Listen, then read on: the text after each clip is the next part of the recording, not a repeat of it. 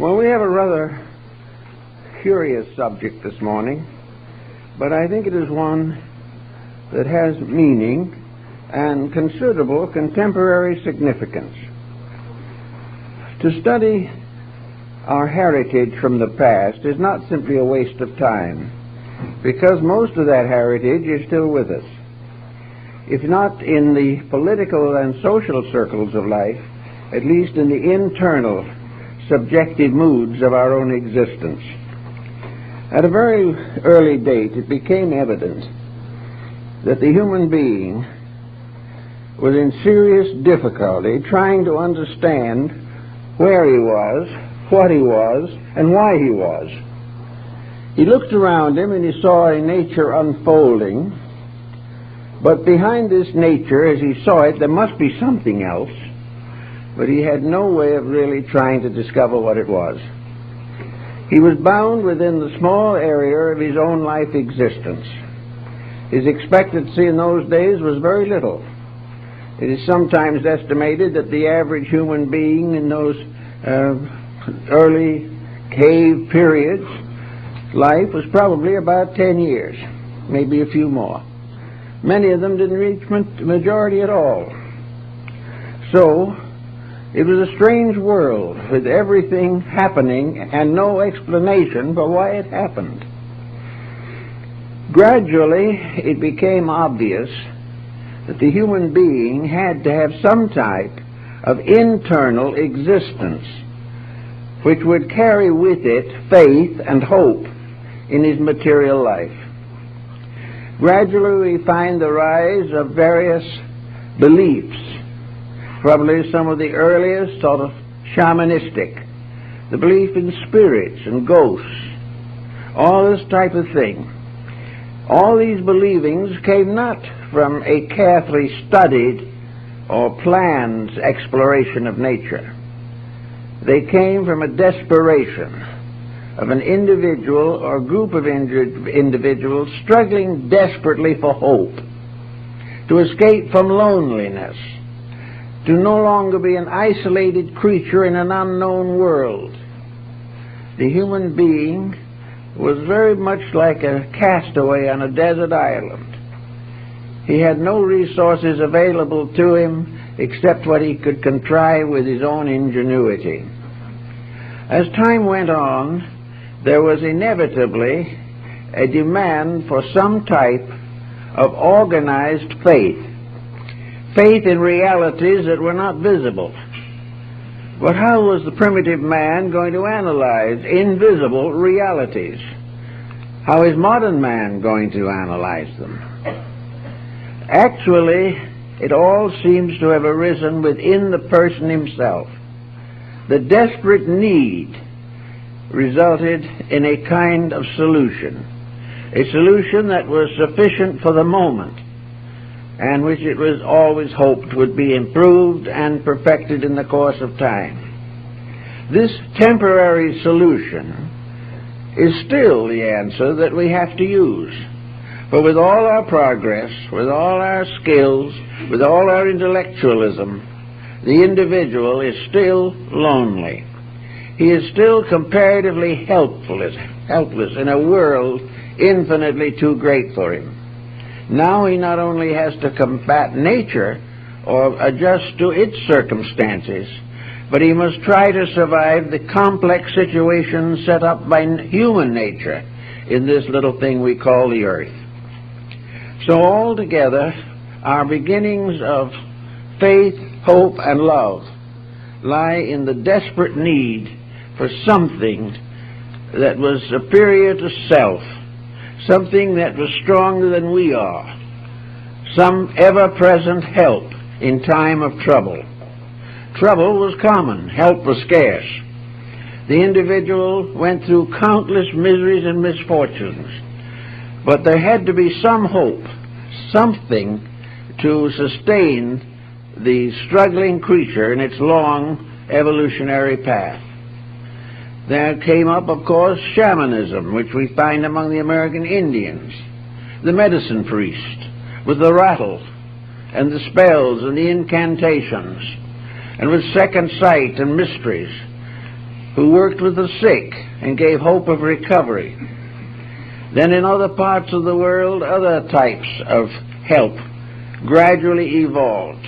But these different forms had their foundation in the human demand for hope. And the only way he could find hope, apparently, was through a strange contrivance with familiar and apparently hopeless elements. The American Indian in the Southwest, for instance, was very much concerned with creating charms, various good luck symbols, protective symbols. And yet he had no way of knowing, really, what would protect him, or where he would find anything that was sufficient. So he made a move that has become universal. He said, here is a pretty little pebble. Here is another pretty little pebble. These little petals and stones and flowers and so forth are pretty. They're nice. But in themselves they can't do any particular good to us. But now comes magic. If we took two of these objects and put them together and tied them with sinew and painted something on them, they suddenly became medicine. Magic was bestowed upon a combination of factors, where it was not regarded as existing in the separate elements themselves. As a result of this, it gradually dawned on the human being that almost any combination of circumstances which he could contrive, if brought together, had a new meaning, a meaning that might contribute to his own survival. We know also that in most ancient peoples there arose a class of medicine priests, of sacerdotal spiritual leaders. These became the foster parents of humanity. The simple people depended upon these leaders for hope. And it became obvious that for some mysterious reason, these leaders produced remarkable results. These people, these medicine priests, apparently perform miraculous cures. And even today, on some of the Indian reservations, white people in trouble sneak over the border and try to get an Indian medicine man to help them. They have more faith in him than they have in their own physician.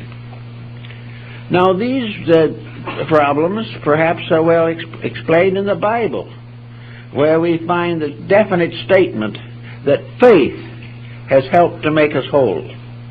Something to believe in, something that has hope, is a source of physical help. It helps us recover from mental ailments, from emotional stress, and from physical disease.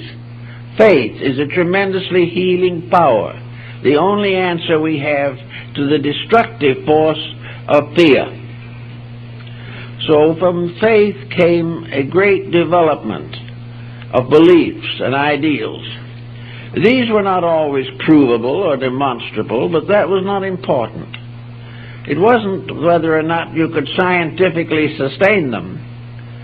The real answer was that people accepted them, believed in them, deposited in them hope for the future, faith in the power of something to protect. As time went on and religions and philosophies became more complicated, it was inevitable that efforts should be made to rationalize faith, to bring it under the control of reason. It was apparent that if the mind supported the faith, it was stronger. And so we have all kinds of philosophies, mysticisms, esotericisms, and every type of intellectual interpretation of natural phenomena. We have it today. But today we are in a little difficulty. Knowing that faith basically is the very cornerstone of survival, we find that many forms of knowledge, particularly scientific knowledge, exist largely to destroy faith. They want to take away from us the belief in those very invisible principles upon which we have learned to depend for peace of soul and peace of mind and peace of heart. So in this confusion, a great many persons have lost their spiritual orientation.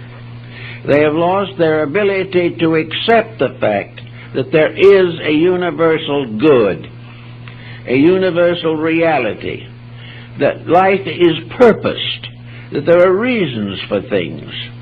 And as gradually the sciences limit perspective and force the individual into a constant acceptance of material things as the only realities, as this goes on, faith dims, hope fades away, and the individual is reduced to a state from which he escaped ages ago by rising above the level of materialistic, primitive existence.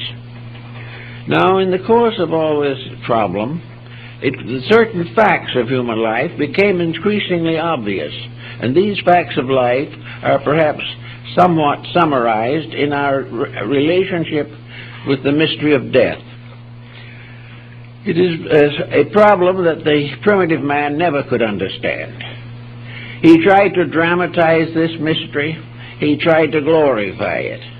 He placed a treasury of art, beauty, and wealth in the tombs of his kings.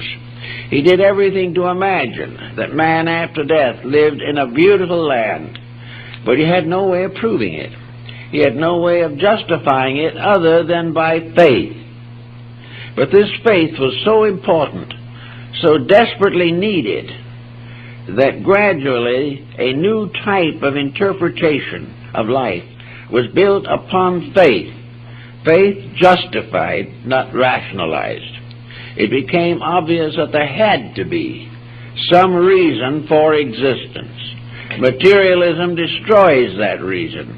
Idealism supports that reason. And faith lingers and clings desperately to support, to something to make things better. Omar summarizes it in one of the quatrains when he says, "Strange is it not, that of those myriad few before us passed the gates of darkness through, not one returned to tell us of the way that to discover we must travel to." This pessimism was something that sickened. Pessimism is always a disease. It never amounts to anything constructive. But pessimism is an inevitable result of a hard, sharp look at circumstances without inner enlightenment to sustain us. So the problem of building this inner light can become very important to all of us. In the course of time, the ancients developed a way of tying divinity closer to humanity. It was rather obvious to most people, even when they were comparatively savage, that no deity could listen to all the prayers of mankind, could listen to the 2 or 3 billion prayers that go up now every day to some gracious providence for help, for something to build hope upon, something by which the individual escapes the isolation of his own insufficiency. So gradually the invisible world was organized, not by proof, but by necessity. This organization did, however, result in visualization. For the dreams that the individual had about the invisible world behind him and beyond him gradually came through in sleep patterns, resulting in an elaborate symbolism of inner survival. This is found in practically all the esoteric arts and sciences of antiquity that have descended to us. They have developed symbolisms of hope, symbolisms of survival, symbolisms of transformation, by which the suffering and ills of society can be transcended. In this particular phase of the subject, therefore, we have gradually enlarged the concept of God. We enlarged it in one way and reduced it in another. Certainly we do not have the thousands of deities that arose in Oriental religions. But we do have a realization that there has to be something between man and God besides space. That this space, this interval of quality between our state and the divine state simply cannot be a vacuum. That in some mysterious way the divine operates in the mortal existence. And in order to operate, it must have some instruments of operation. So we gradually developed in ancient times a belief in tutelary deities, godlings of various kinds, deities of agriculture. The Romans had gods that lived under the kitchen's floor to take care of food. The Egyptians had their deities who plowed the fields of Amentet after death. Everywhere there were godlings and spirits that came to help or to be present. Folklore is loaded with these concepts. Where did they come from? They were not really simply projects of imagination. They were the visualizations of hope, of faith, of the realization of a need, and an inner conviction that there must be somewhere something to meet that need. Now, we're talking about long ago, but we are not talking about things that no longer exist. The needs of our ancestors are still exactly the same as our own. We have made practically no progress in the area of the fulfillment of internal needs. We have gradually tried to assume that they did not exist. We have tried to limit existence to a single life. We have tried to assume that everything is accident and that all traits are hereditary. We do not have any solution to the great hunger of the human being for inner strength, for the power to meet the pressures of a world around him constantly betraying the world within him. In this emergency, we find, therefore, in every major religion of the world, a development of intervening deities, beings of various qualities that existed between the final ultimate theology and the common mortal life of man. In Christian philosophy and religion, these have generally been called angels or archangels. They were messengers of the divine. These, as messengers, became very important. They brought the legends and mysteries of faiths necessary to the fulfillment of spiritual realities. There also arose the negative counterpart of these, for as the messengers came from above to bring light to man, so below human beings rose to high degrees of spiritual development, and saints and heroes began to intercede for human beings before the throne of deity. So a network of intercessions was created, a network of hope finally more or less justified by a network of speculations. Now, as time went on, these speculations became more and more firmly established in the human mind, until in many instances these are no longer speculations. They are now traditional facts that have come to us through the wisdom of our ancestors. Now, maybe these facts are more factual than we like to realize, because actually our best instrument to discover the facts of things must lie within ourselves. It is our own insight that is the nearest to truth that we can ever have. We can't find this truth out in the desert somewhere unless it stimulates insight. Unless something comes from within ourselves, the larger work cannot be perfected. In some cases, we have the rise of various orders of deities, such as those which we find among the American Indians again. And even now, in their religious rites and rituals, the Ketchinas come from the mountains, and the human being wearing a mask and with certain ritualistic accompaniments, is considered to be a temporary God. And this faith is still held firmly in the American Southwest. It is held in Asia, among the shamanism of Mongolia. It is still held in many parts of the East, even among highly civilized and highly skeptical peoples. The belief, the realization of the mask cult is very strong, and probably will be for a long time to come.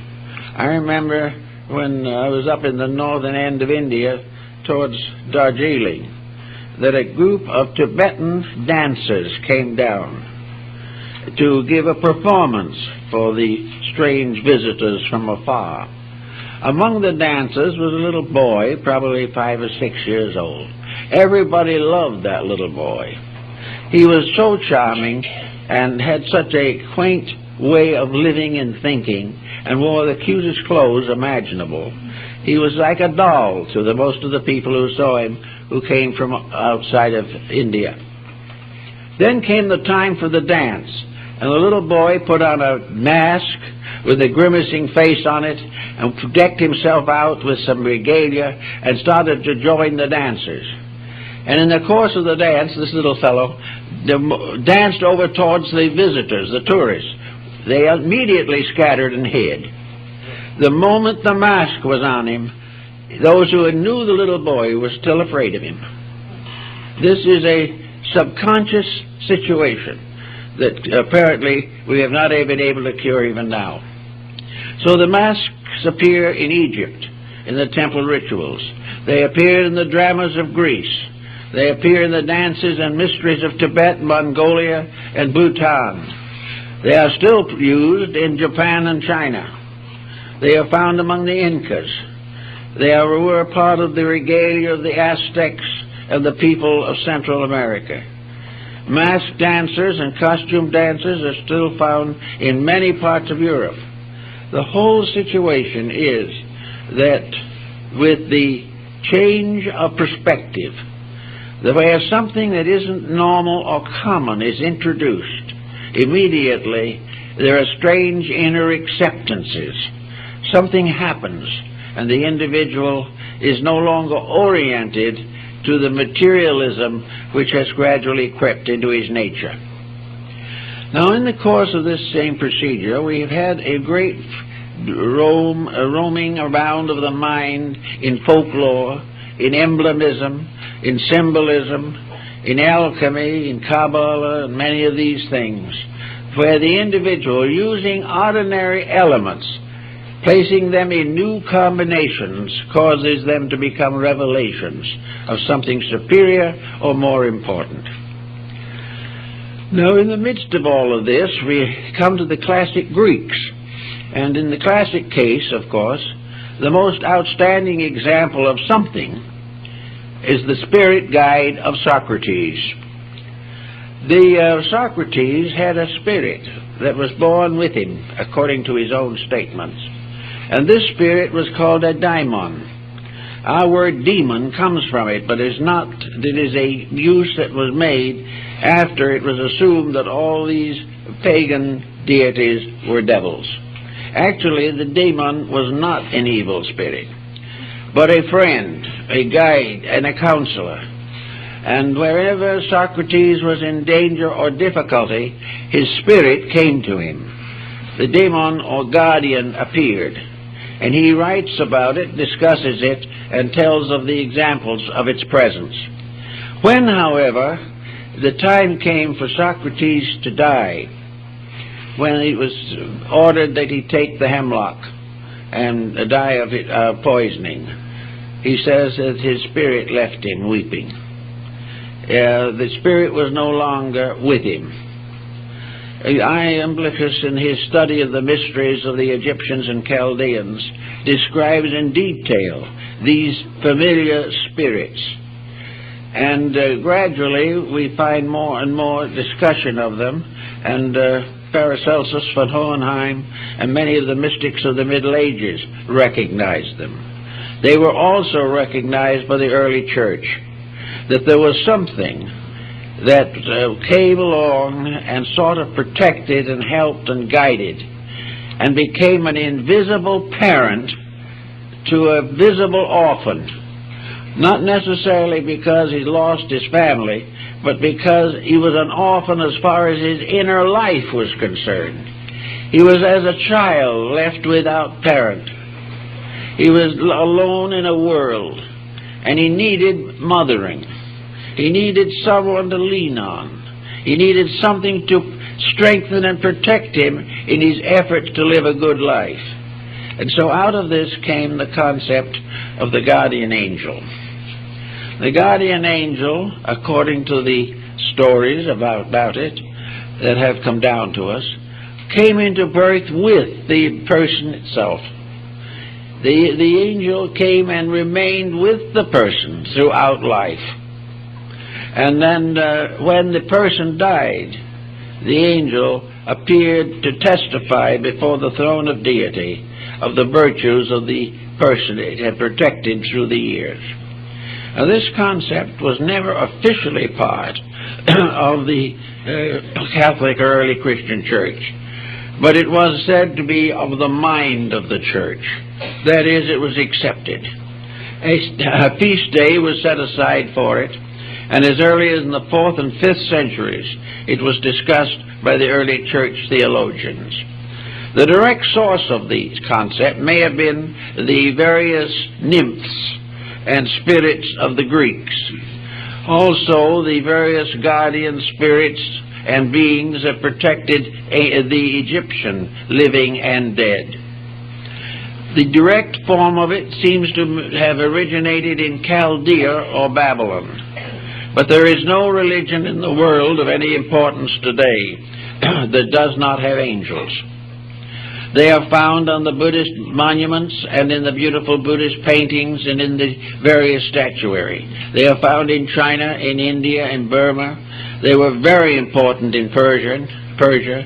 They occur frequently in the literature of the Orthodox Jewish faith. They are part of the Christian story, and they find them arising wherever the human being has been in the urgent need of help. They are a very essential part of the basic philosophy of Islam. So everywhere there are the beliefs in these beings. Beliefs that there are beings that can help and can stay with the individual throughout life. These invisible beings are sort of guardians, protectors. They are foster parents. They are the proof beyond all doubt that the human being is never left without guardianship and without love. These beings are a kind of mysterious benefactors. Sometimes they are regarded as having come from some great heights beyond human understanding. In the Christian and Jewish concepts, the angels are represented as winged because they are constantly able to travel inconceivable distances to fulfill the needs and missions. They are also bringers of annunciations. They are revealers of great spiritual happenings. They are the sources of visions and all kinds of spiritual experiences. The artists of the Renaissance and earlier have made some magnificent paintings of the guardian angels and of the angels of the presence. And the ancient countries believed that they had angels that guarded their countries. And it was long believed in the Jewish people that Michael, the archangel, was the guardian of Israel.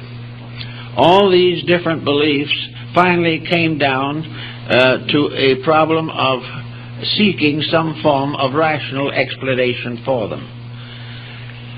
To have a belief that goes all over the world, accepted by some of the world's finest minds, that is not provable or demonstrable in terms of fact is always a difficult situation to face.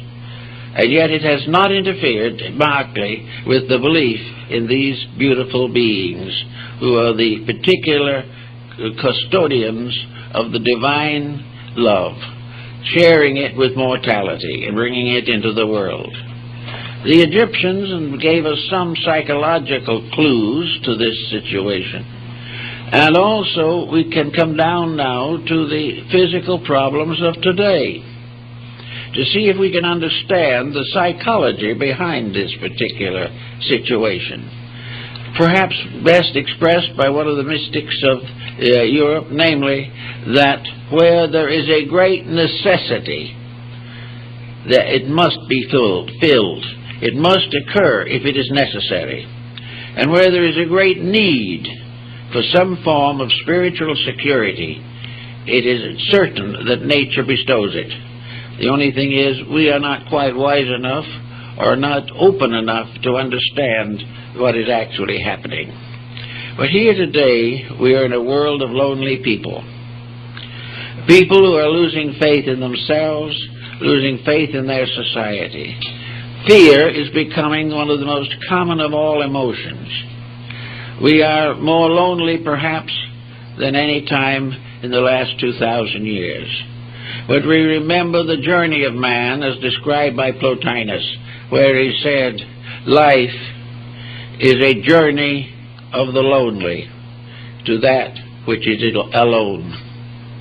In other words, the individual goes to that which is the final supreme end of all existence, deity. And that deity in a strange way is also alone, having nothing to depend upon except its own internal eternity. So in this phase of the matter, it is natural and was natural throughout all the crowded and the suffering periods of history for humanity to build some kind of an image of faith, of hope, of charity, and to gradually lean more and more upon this without really knowing what it was all about. And the proof of the existence of the guardian angel did come to a great many people. It came in strange ways. The fulfillment of prayer, the individual asking for help, depending only upon the help of the invisible, received that help. And as a result, it seemed inevitable that all this faith was real, that all these hopes and prayers and divine expectations were part of a divine plan and not a mirage arising in the human mind itself. Actually, of course, there is no doubt in the world that the great benefit of the belief in the guardian angel was the fact that it strengthened character, that it provided inducement for virtue, that it made it easier to understand, easier to bear burdens, and to realize that no matter what happens, or how often it happens, or where it happens, no one is ever alone. We are never less alone than when alone, according to one of the poets. So this fact that we are not alone perhaps changes the entire destiny of many individuals. They suddenly feel themselves to have a strength that is not their own, a strength that is supported by a divine edict, by a divine presence, by something like an invisible mother or father that walks with them, that stays with them all through life. This comes up also, of course, in our Buddhism, where the pilgrim going on his journey of pilgrimage from one shrine to another wears a broad-brimmed straw or bamboo hat on which are the words that he walks with another, the another being the Buddha. So this another that is stronger than we are, and yet is with us, and is available to us night and day, anytime, anywhere, became the basis of a great deal of mystical experience. Mystical experience gradually bestowed upon this conviction dream and vision likenesses. Individuals saw these spirits. Paracelsus describes in detail all the nature spirits and the gnomes and the undines and the salamanders that ancients believed were the custodians of flowers and plants. The American Indian in the plains had his totems. He had an animal spirit that guided him. He had to go out and perform vigil and learn what animal was to protect him. And when he went in vigil and had a dream of an eagle, the eagle became his protector for the entire lifetime. And he prayed to it, and he recognized it, and he thought about it. And he knew that the strength of the eagle was his, as long as he kept the rules. Now this brings another interesting phase into the problem of the guardian angel. The effectiveness of this concept. This being that loved us would help always if we deserve it. Now this put a moral factor into the situation, which is perhaps a greater moral factor than any other that we have ever been able to conceive in the search for integrities. It is true that we believe in a large, remote way that the good life is the life that leads to salvation. But this is a very big thing, and we don't understand too much about salvation either. But what we do realize or feel is that if there is something that is taking care of us and loves us and will take care and protect us if we keep its laws, and this is all right in our own hearts, in our own houses, in our homes, everywhere where we go, there is an immediacy about it that seems to have a tremendous power of help. And of course there's another factor in the concept of the guardian angel. This angel knows everything that we do. Therefore we may think we can hide, but we can't. We cannot perform in secret any act that the guardian angel doesn't know about. And sometimes children will actually ask the guardian angel to look the other way, but there's no proof that it does.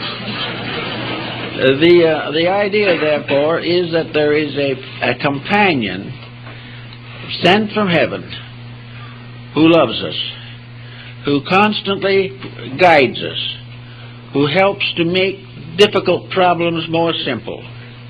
And when the time comes for us to leave this world, we will then find that this angel has stood for us in heaven and has witnessed our virtues before the throne of the Almighty. We find in Matthew, for instance, that Jesus makes reference to the angels when he says that these angels, that every child who comes into the world has an angel, and that when the time comes to that child to depart from this world, the angel intercedes before it, before the throne of God. Therefore, we have an actual reference to angel protectors and angels born with children, actually in the words of Jesus. So these things become very interesting and very important in a strange and mystical way. Now, psychologists would explain it probably in the terms that we are now dealing largely with an aspect of our own subjective, submerged intellect, that we are really thinking out into the open things that we have believed or experienced within ourselves. Science doesn't notice, however, that that is also the way we build great buildings, cathedrals, churches, monuments. Every advancement of knowledge has come from somewhere within and has become a protector for some weakness on the outside. From the inner, we seek protection for the outer. And we also seek from the inner means of glorifying the higher. These trends and so forth finally emerge in the story of this mysterious being. And the philosophy or science of it, as it appears in its most complete form, is that each person who comes into the world has an invisible spirit that comes with it. That this invisible spirit goes along through the years, guarding, guiding, and leading, taking on the responsibilities of parents when the child or person outgrows his physical parents. And if for some reason the physical parents are not available or not useful or not concerned, the guardian angel starts serving even at the time of birth itself. And it never leaves during life. and it remains to the very end and guides the individual into the world beyond. In a sense, the guardian angel becomes, therefore, also the angel of death, the power that leads the person into the other life and bestows peace upon it in transition if its moral character has been correct. Now, it wasn't long, however, before the concept of the guardian angel began to have other aspects. If this good spirit was always with us and was always working for us, why do we do so many naughty things? Why doesn't the guardian angel keep us in virtue all our lives? Well, this is a question that theology has never been able to solve in the problem of creation itself. For theology has always been confronted with the Christ and the Antichrist, with the good and the bad. And so in the doctrine of the guardian angel, it was assumed that actually there were two of these powers.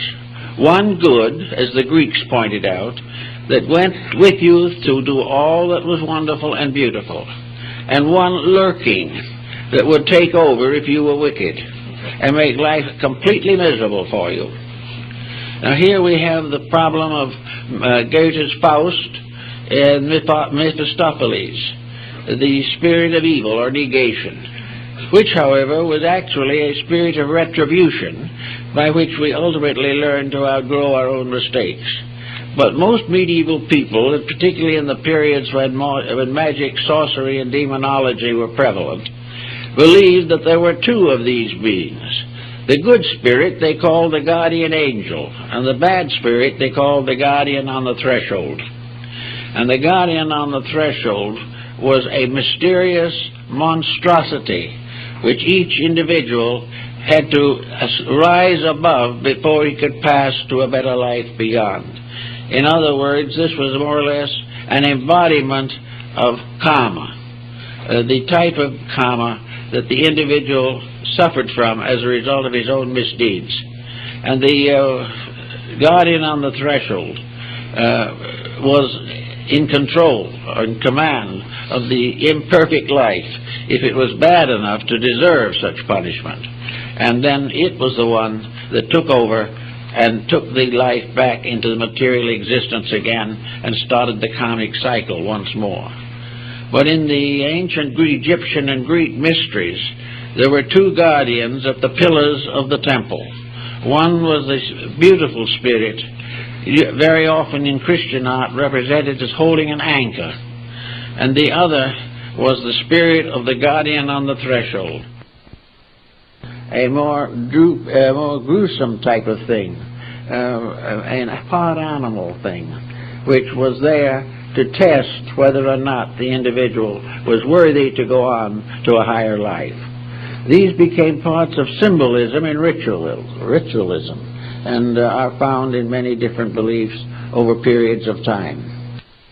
Ritualism, and are found in many different beliefs over periods of time. It must be fair to say, however, that the dweller on the threshold was never as popular as the guardian angel, but it was something that also played a part in man's moral life, because if good protected him, evil dishonored him. And the most important point was that death did not end either. In some mysterious way, what we are survives life on this material planet. Therefore, the idea that we could escape by becoming eternally unaware, if we would simply cease to exist, was something that the ancients couldn't contemplate without asking certain relevant questions. One was, if it is possible, or if it is inevitable, that we cease, then there is really no explanation for why we exist at all. There is no possible idea sensible to man that even in his own limited perspective he contemplates that would put a situation such as we have here and end it with oblivion. We can't imagine the long and painful years of living the consecrations and dedications, the virtues and the vices, the values and the mistakes, that all ends in nothing. The human mind just couldn't contemplate that. It required a scientific education to be an atheist. Without that, you just can't make it. But if there is something beyond, then that something is worth thinking about. It's also worth striving to understand. And in about the early 17th century, we had the rise of a great Christian mysticism. A mysticism which was gradually secularized, but which began undoubtedly in the early church itself.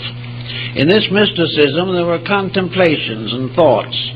We had experiences such as those of Emanuel Swedenborg. We had the rise of Spiritism in many forms, and finally of spiritualism itself. All these things were man reaching for hope. During World War I, a great many families were disrupted by the loss of a loved one. Immediately, there was a rise of interest in spiritualism. Arthur Conan Doyle, Sir Oliver Lodge, and others spearheaded a revival of spiritualistic phenomena because of loss and pain, because of man trying to understand why the problems of sorrow should be brought to the earth by man's own conniving, why he should make for himself tragedy and involve others in it. So the whole problem of the guardian angel finally summarizes in man's infinite need something to help this sadness, this deprivation from which so many suffer. And this type of thing is especially noticeable probably in the older age groups. So many older people live alone. So many are disillusioned, embittered. Many live with their griefs day and night. Others try to forget everything, and always before them is a curtain, a veil, through which they must sometime pass. Without something to help in this, it is inevitable that the human estate would not be glorified. But the answer does seem to be in the realization that there is something. There is something there to protect us, something there for us to understand and to do something about. And little by little, it was introduced into the fact that in some way this guardian angel could communicate with us. Communicate with us actually, even though we couldn't see it and didn't know very much about it. We felt its guiding influence. We felt that when we were in trouble, it sort of stood by and tried to show us a way out. It was there on cases of temptation. It was there to wag its finger at us more or less reprovingly when we used bad words. Actually, there was something that was another kind of parent, something that would correct our faults, protect our virtues, and be there when most needed. So we began to think about it a little bit, and finally we gave this thing a name. And I think that probably this name problem is the key to the whole thing. We said that the guardian angel communicated with mankind through conscience, that some mysterious way conscience was a being, an entity, and that entity was constantly there to help. That somewhere in our known natures there was a realization of good and evil that was superior to dogma, theology, or the vicissitudes of an inconsistent economy. Somewhere in us there was something that said, oh, don't do it. Or on another occasion, you can't say that, it isn't true. And if you go against this guardian angel, they said that it wept. Well, conscience weeps. Because sometimes conscience weeps for a lifetime over one mistake. We do not get over completely the evils that we commit or the problems that we cause for other people. And we can't hide it from the guardian angel. And how could we hide it from our own conscience? Therefore, in many ways, it would appear that the guardian angel is a symbol and an embodiment of the power of the human soul. That in the soul is something that is born with us, that's with us all our lives, that God grows up with us, and after death goes on to testify to us. This sort of made a bit of sense with some of the more modern constructive psychotherapists, that in a mysterious way there was something. That there is something in each individual that is better than the rest of him. It is not fair just to simply call it God. It is too abstract. It is true that God bestows life and is the final source of all. But the good life seems to come to those who make certain additional contributions to their own salvation. The good life is for those who some way find a way of truth in the midst of all these difficulties. So the conscience becomes the symbol for, as it says in Hamlet, for conscience doth make cowards of us all. Every time we outrage conscience, we suffer. Every time we go against it, we regret it. And yet, in many cases, conscience is something we would love to forget. We wish we could go against it, because it interferes with so many things that we want to do. But what are the things that it interferes with? We now realize more and more that the things it interferes with are things that we should not do.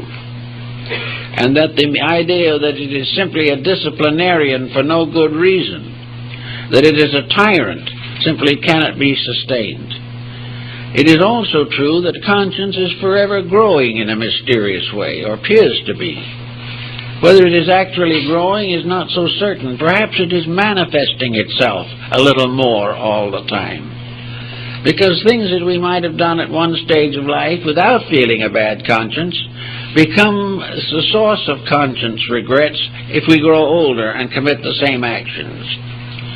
And if in any way the conscience does get adversely used, then we realize that there is a support in society for conscience.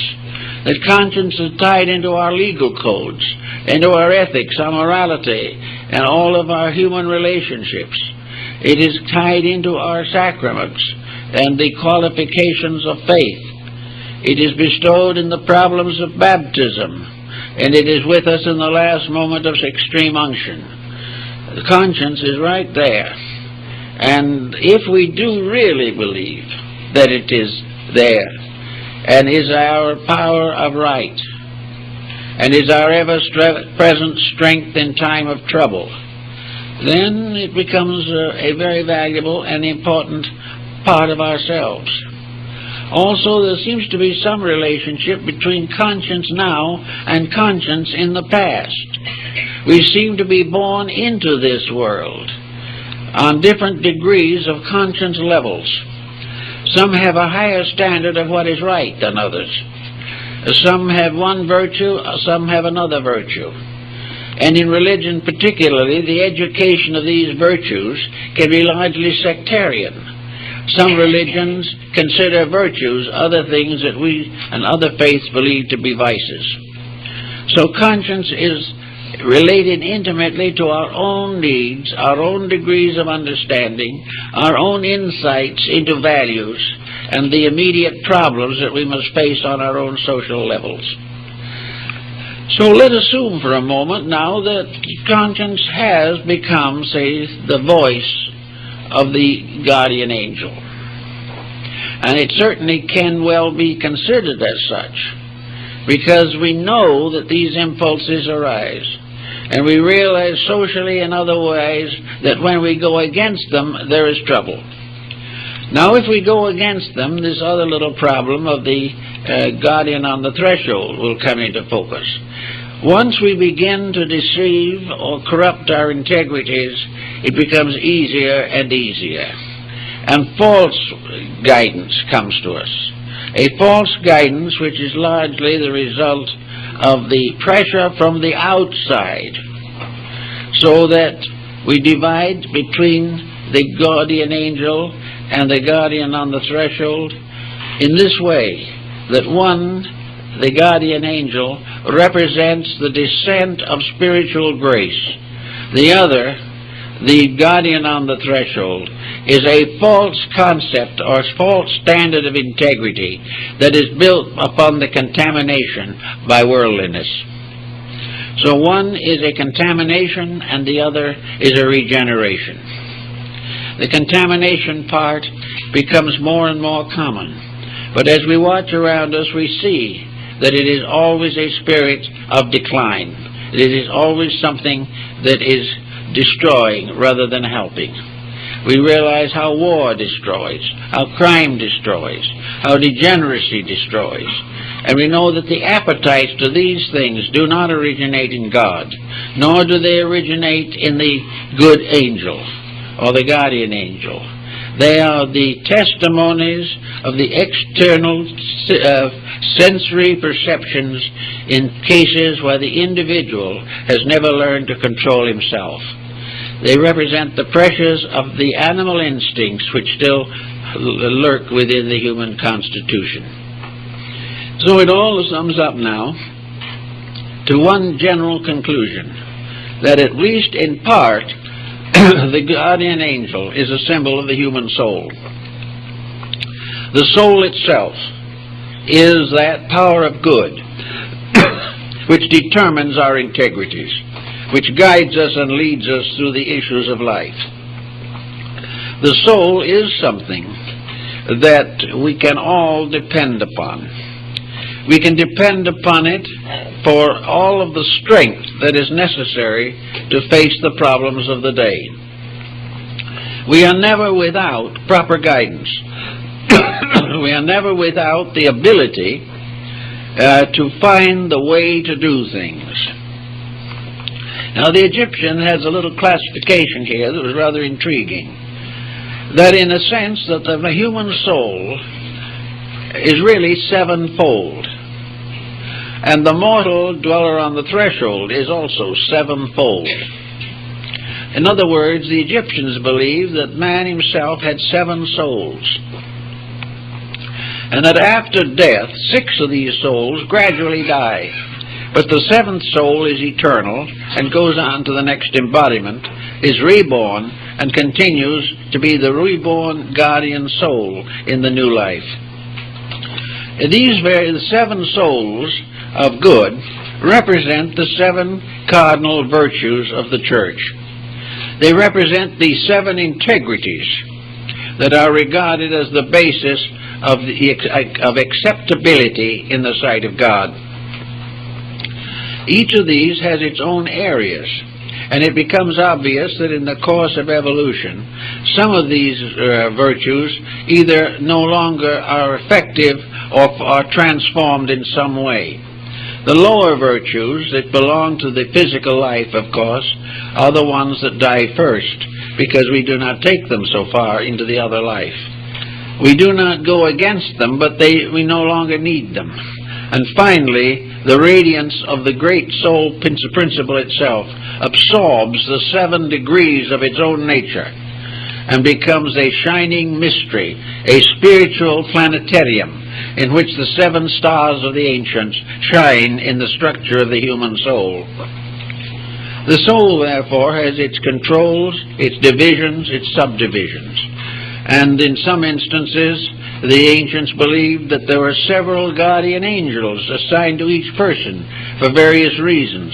For example, supposing this person had decided to become a priest, the guardian angel would be therefore able to select a priestly guardian for that life. Another one wished to be an artist, and in addition to the natal daemon, as it was called, there was a special angel appointed to perfect beauty in the life of that person. All beautiful and good things come from beings and not from circumstances or incidents. That which is, as one ancient said, that which is great enough and strong enough to bring a man to his knees in the presence of a great painting is not dead, it is alive. Beauty is a living thing. Beauty is a part of the soul. All parts of the good in man are soul powers, and those that go against these soul powers lose or are deficient and gradually drop back again to a comparatively animal level of existence. The soul, therefore, is the substance of the good, the beautiful, and the aspiring. As we have said on some occasions before, when Stradivarius was asked how he happened to make violins, he replied, God made Antonio to make violins. And in this concept of the guardian soul, when the soul comes into life, it is supposed to have the power to select within a certain range what it will do with life after it gets here. It chooses its own career and faces the problems before they occur. And if he decides, like Stradivarius, to make violins, a great artist, a great musical muse, a great musical Sibyl will come with him to guide him through his years. Not only because of his need, but this is a service performed by the guardian angels, because in their coming and helping the individual to fulfill his own greatness or his own needs, they are also contributing to the glory of the world and all that is necessary for the perfection of human endeavor. Whoever the guardian angel was that watched over Michelangelo served all mankind. But the ancients believed that definitely this was a spirit, and that this spirit would only come when truth prevailed, that it would only come and give beauty when integrity was there. And there is a story of a couple of art critics wandering through the Luxembourg Gallery in Paris, and they came upon the works of an artist, and they studied them, and they looked it over, and finally one of them said, "This is an exceptionally fine painting." And the other one said, "Yes, it is his greatest work, because he was in love when he did it." And this was again the angel, because if the love was sincere and pure, the angel was there to help. So all through the integrities of things are the stories of the guardian angels. And I think it might be very wonderful if somewhere along the line someone would take this concept and write something about it into a small child's book, a book for little children, a book of fairy tales, but tales in which the fairies are the powers of the human soul, in which the child is given an idea that the love in it, the love that may make it love a doll, is also part of a great love principle that exists in nature, and that this principle, like all others, is alive. It is not simply something that comes out of nothing. It is one of the divine births of God. For it is said in the ancient Kabbalah and in other works that when God formed all things in His own likeness, He formed many things in His likeness that are invisible, because those parts of Himself are invisible. But that everything in the world, whether it is visible or invisible, has conscience, has laws, has principles. Sometimes these principles are revealed only by the stratifications of a tree or the fission of a gem. Sometimes they are in the mother love of the tiger for its cubs. Whatever it is, but it is part of a universal process that overshadows the physical concerns of life. Now, at this season of the year, we are coming towards a season especially sacred to over 1 billion human beings. This season is one in which the concept of the guardian angel may be most interesting, for nearly always the Annunciation was represented as bestowed or communicated by the angel Gabriel. Actually, the vision of what was to come, the divine message, comes to us not from the outside, but through the inner part of our own nature. And the soul is definitely the link between the invisible causes of things and their visible consequences. The soul, if studied scientifically, may be a problem in vibration. The vibrations of things tell their virtues and their vices. Therefore, if a negative emotion or attitude arises, damage is done in the magnetic fields of the human body. We are all living on vibration in one form or another. We may call it energy, we may call it vitality, but actually vibration is the source of our lives. It maintains everything that can possibly happen, and its rates change as we change. Vibration changes with every thought that comes into the mind. The study of the magnetic fields of bodies proves conclusively that the moment an individual becomes selfish, the light around him changes, and one who can see that light knows the selfishness has moved in. Now, selfishness, of course, is toxic. All negative vibrations are toxic.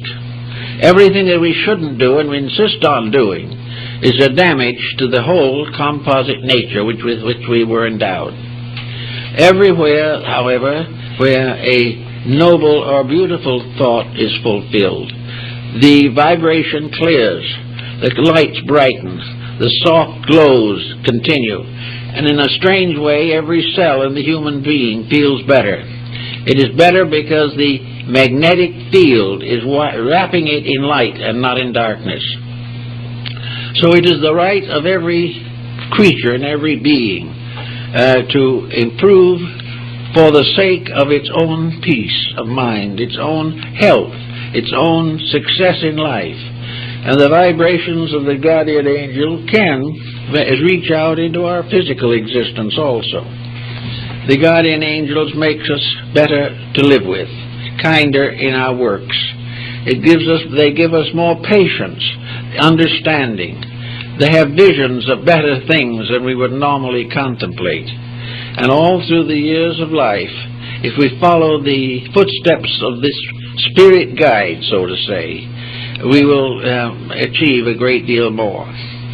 The guardian angel, of course, is not a deceased relative. It is not a spiritualistic phenomenon. It is not something that simply carries on from the other side, a continuance of this material life. This is another type of spiritism entirely.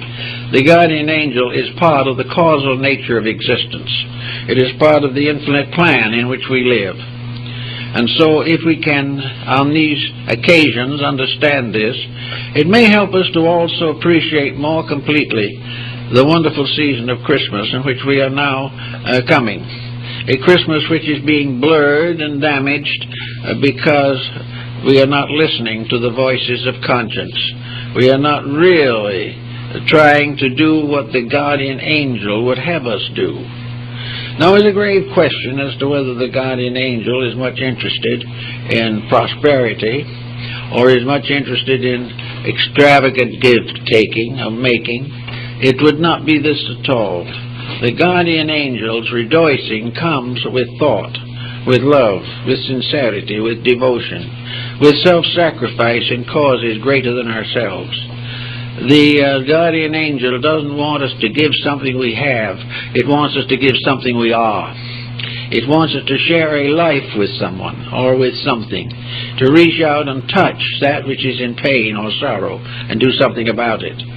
The guardian angel becomes the spirit of charity, and which is just one of its attributes, one of the virtues which it represents. And everything that is beautiful, everything that is good, finally, in its source, becomes an aspect of this mysterious being, this power of good that lives with us, works with us, suffers with us. And there are old pictures and old symbols showing the guardian angel weeping because of the failure of the person to accept the challenge of integrity. And other countries and other parts of the world have found different ways of representing these powers, but all in all, there are not too much difference in them. They are impelling the person constantly to the accomplishment of something. It is the guardian angel that impels some people to become members of the clergy. It is the guardian angel that makes some people be parents and good members of a family. It is the guardian angel also that wants to see that the little one born into the world is born into a happy and loving family. It wants to have the parents feel its presence from within themselves. The true father and mother will be the one whose impulses and urges are those of the guardian angel, that they have accepted the guidance and guardianship of a life. All these very sensitive, gentle things belong to a way of life that's hard for us to understand. And it's also very difficult for us not to assume that these things are antique or moribund, or that they don't exist anymore, that we're not expected to do these kind of things. They all belong to the past. Well, there are a number of ways in which the past, in a strange way, was more beautiful than the present. Now, we all know that in the great evolutionary course of things, the past was necessary, that we had to leave it behind. But there is no reason why any of us at any time should leave behind anything that is good that was ever in the world. Because all this good is locked within the concept of the guardian angel. It brings with us the wisdom of the past. It gives us the insights and the moralities and the integrities of long ago. It bestows the impulses to dedications, to self-sacrifice. It creates the people like Mohandas Gandhi. It also creates the Abraham Lincolns. These are people living by virtue of the soul within them. Each one has gradually revealed out of its own life the workings of the guardian angel. And all guardian angels, when they work, transform people into guardians also. The guardian angel was the power that manifested itself in Lincoln when he became a guardian of a new way of life in this country.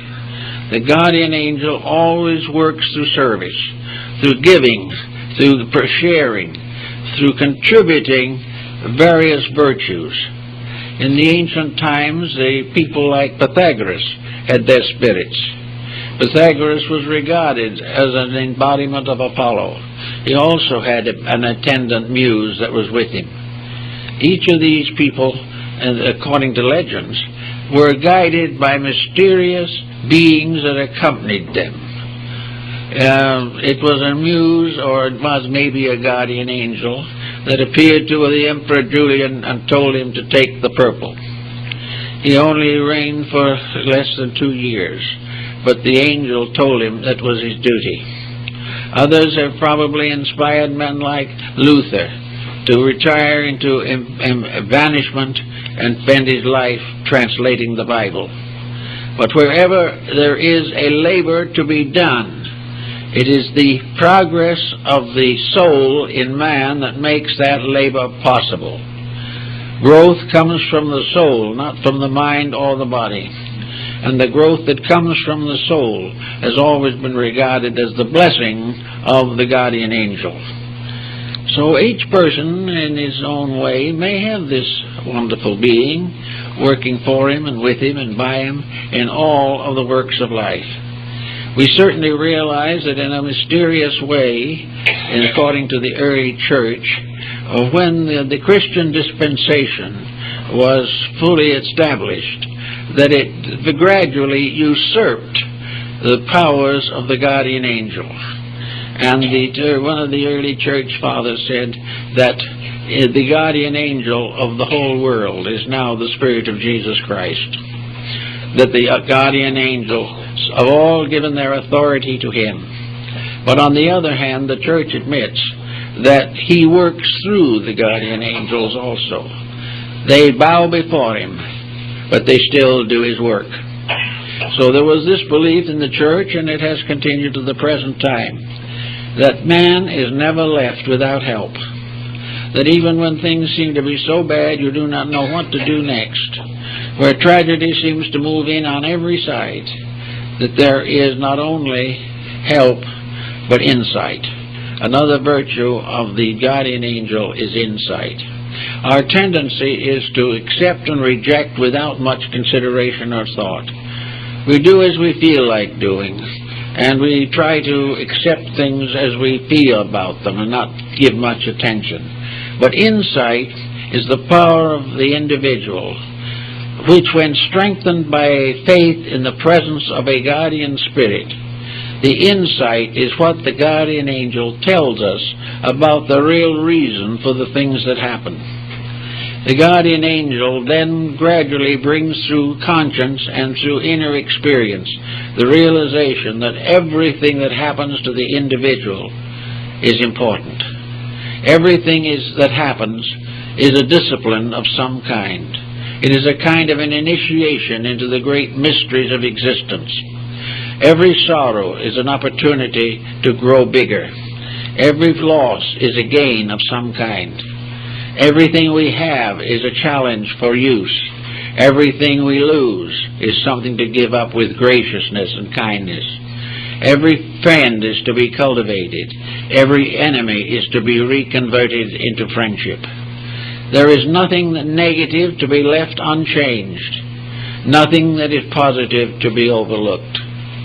This becomes perhaps the greatest of all Christian disciplines. It becomes perhaps the fulfillment of the whole story that we recognize in the life of Christ.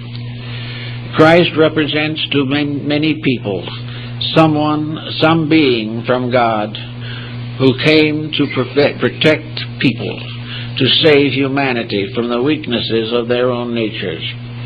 And this process of saving is not to be fulfilled or cannot be fulfilled unless the Christ in you performs the labor. And in a sense, the guardian angels are the aspects, ministers of the Christ power in man. And they follow the commandments of the New Testament and of the Last Supper and the Sermon on the Mount. For the guardian angel tells us to keep the rules. The guardian angel says, forgive your enemy. Now, we don't have to forgive the enemy. We have the power of limited determinism, as St. Thomas Aquinas called it. We don't have to forgive the enemy. But if we do not forgive the enemy, we have lost contact with truth. Something is lost in us. Something has been done that has defiled us. We have not fulfilled that which our highest spiritual dedication should make necessary. We have allowed personal things, animosities, antagonisms, jealousies, revenges to take over, all of which are abominations, as they are called in the Bible. Therefore, that we all are trying to do is to find the courage to follow conscience, to follow the integrities of life, and to go on according to the spirit of our faith, a spirit which depends for its perfection, its manifestation, and its fulfillment upon us. And in that moment we say, I can't quite make it, I'm not strong enough, there's too much pressure against me, I'm just not big enough to do it, I'm not strong enough, I'm not wise enough, I haven't enough insight to forgive this person who has injured me so long. I can't get over the grief or the grudge or something of this nature. Well, if we are perfectly quiet under those conditions and thus let nature have its own way, the guardian angel will help. It will come in as the period of conscience. It will kind of reveal to us all of the elements and factors that are necessary to a proper adjustment. First, it will calm the antagonisms. It will help us to realize that these attitudes are not of God, but belong, if to anything, to the anti-God or antichrist. That there is nothing to be gained by perpetuating evil. And then perhaps we will say to the conscience, but I'd like to, but I can't forget. I can never forget what has happened. And the guardian angel says, don't forget, understand. And if you do that, you will probably find that you can transform the injury into soul power and soul growth. And when you do that, the guardian angel will pat you lightly on the back and let you know that you have succeeded in something. So it's kind of nice to think about the idea that there's someone around that is on our side of almost anything, as long as we are on the side of truth. If we can be on the side of the realities of life, there's always something that's with us, something invisible, but something real. Perhaps we want to call it the higher part of ourselves. Perhaps we want to think of it only as the soul which we have received from God. Perhaps we'd like to think of it as an elder brother somewhere, or an older sister who's kind of watching over, or a kind of spiritual parent who never fails.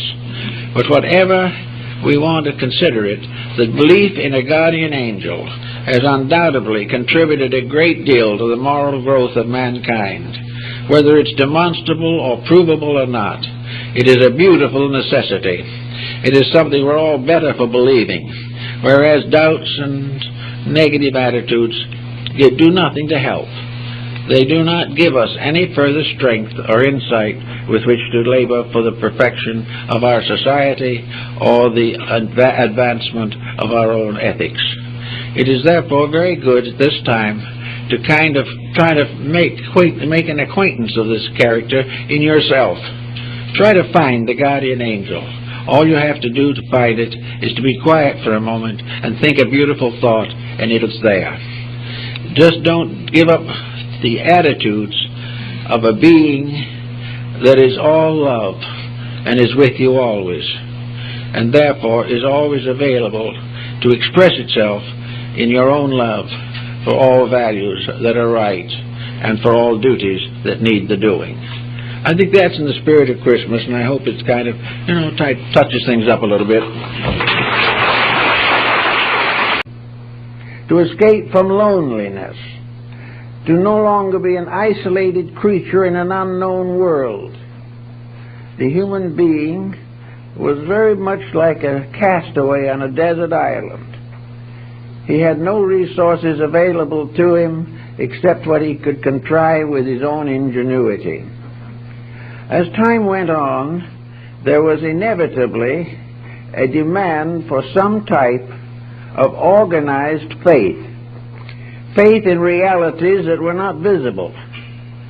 But how was the primitive man going to analyze invisible realities? How is modern man going to analyze them? Actually, it all seems to have arisen within the person himself. The desperate need resulted in a kind of solution, a solution that was sufficient for the moment, and which it was always hoped would be improved and perfected in the course of time. This temporary solution is still the answer that we have to use. For with all our progress, with all our skills, with all our intellectualism, the individual is still lonely. He is still comparatively helpless in a world infinitely too great for him. Now he not only has to combat nature or adjust to its circumstances, but he must try to survive the complex situations set up by human nature in this little thing we call the earth. So altogether, our beginnings of faith, hope, and love lie in the desperate need for something that was superior to self, something that was stronger than we are, some ever-present help in time of trouble. Trouble was common, help was scarce.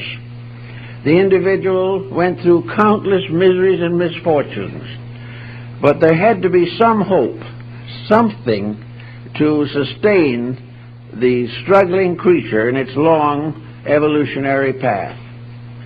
There came up, of course, shamanism, which we find among the American Indians, the medicine priest with the rattle and the spells and the incantations, and with second sight and mysteries, who worked with the sick and gave hope of recovery. Then in other parts of the world, other types of help gradually evolved. But these different forms had their foundation in the human demand for hope. and the only way he could find hope, apparently, was through a strange contrivance with familiar and apparently hopeless elements.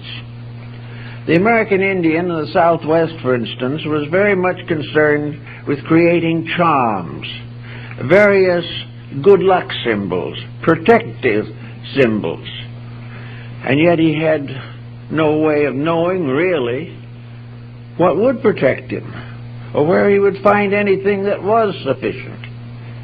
So he made a move that has become universal. He said, here is a pretty little pebble. Here is another pretty little pebble. These little petals and stones and flowers and so forth are pretty. They're nice. But in themselves they can't do any particular good to us. But now comes magic. If we took two of these objects and put them together and tied them with sinew and painted something on them, they suddenly became medicine. Magic was bestowed upon a combination of factors, where it was not regarded as existing in the separate elements themselves. As a result of this, it gradually dawned on the human being that almost any combination of circumstances which he could contrive, if brought together, had a new meaning, a meaning that might contribute to his own survival. We know also that in most ancient peoples there arose a class of medicine priests, of sacerdotal spiritual leaders. These became the foster parents of humanity. The simple people depended upon these leaders for hope. And it became obvious that for some mysterious reason, these leaders produced remarkable results. These people, these medicine priests, apparently perform miraculous cures.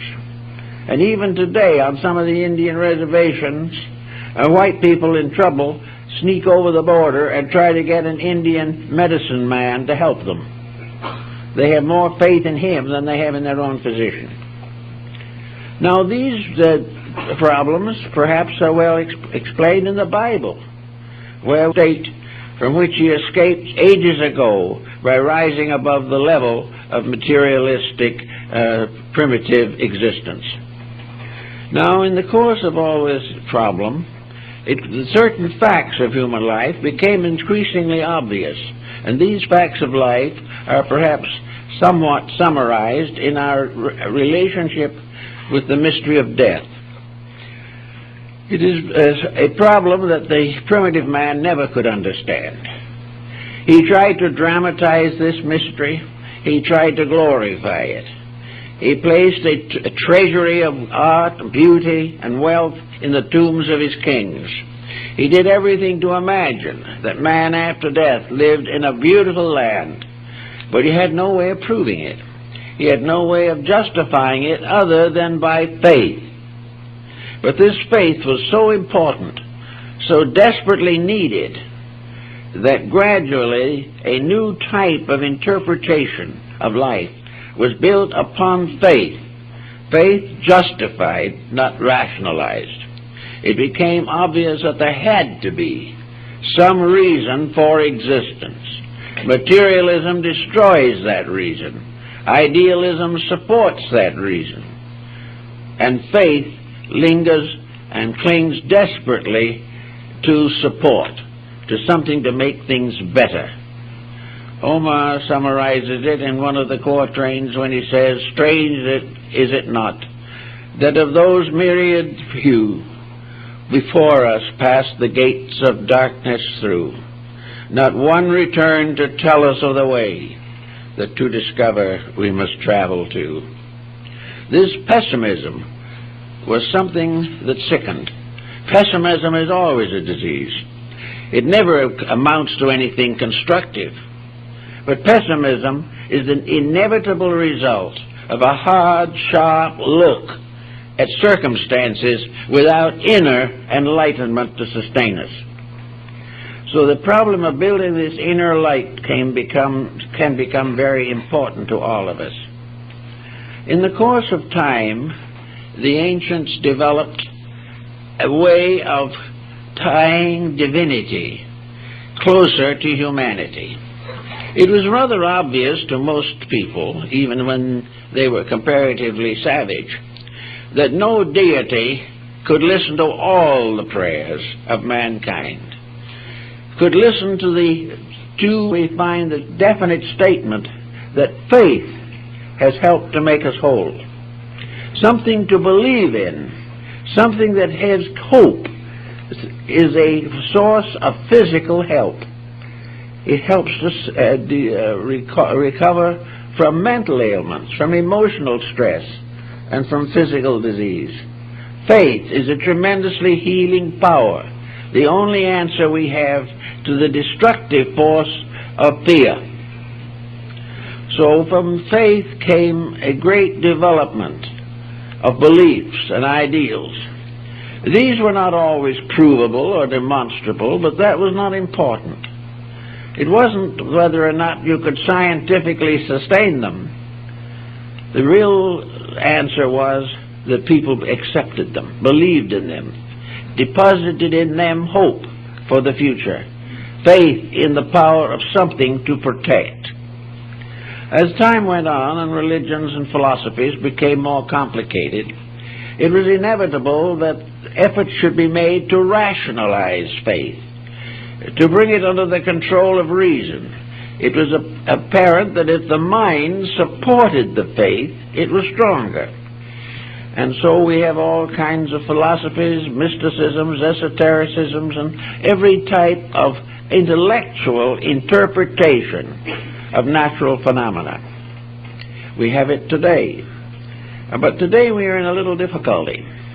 Knowing that faith basically is the very cornerstone of survival, we find that many forms of knowledge, particularly scientific knowledge, exist largely to destroy faith. They want to take away from us the belief in those very invisible principles upon which we have learned to depend for peace of soul and peace of mind and peace of heart. So in this confusion, a great many persons have lost their spiritual orientation. They have lost their ability to accept the fact that there is a universal good, a universal reality, that life is purposed, that there are reasons for things. And as gradually the sciences limit perspective and force the individual into a constant acceptance of material things as the only realities, as this goes on, faith dims, hope fades away, and the individual is reduced to a